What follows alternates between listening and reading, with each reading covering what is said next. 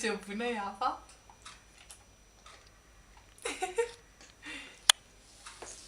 Ce bună e apa?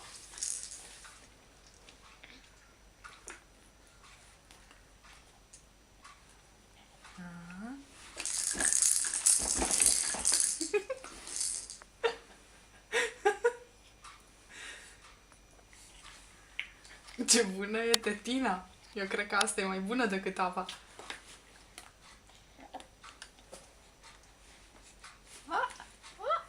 Ai nimerit? Bravo! Nu sunt sigură că îi place. Chestia tare e că duce el cu mâinile la gură sticla. Da. Da, iubitule. Are spăr.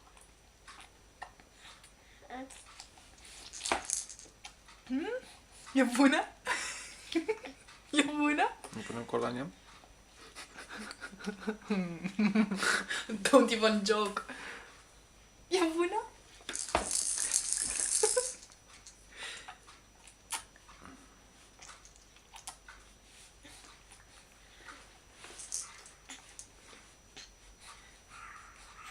Bravo, iubitule.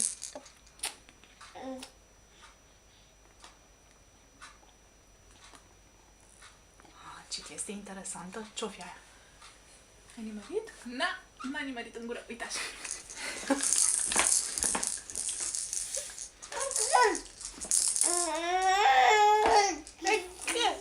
E bună! Da, e bună! Ce gurită chestia? Da, nu vezi că e ud.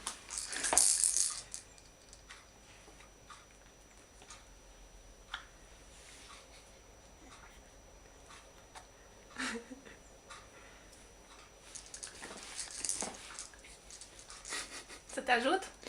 Să te ajut? Sau nu? Hai că te descurci tu, văd. Ia. De așa.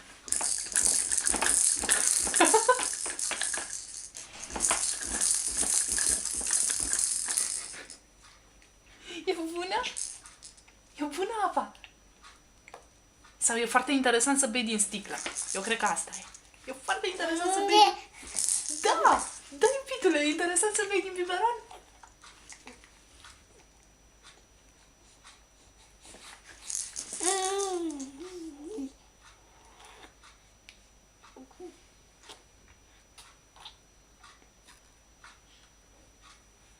Ce fericit e!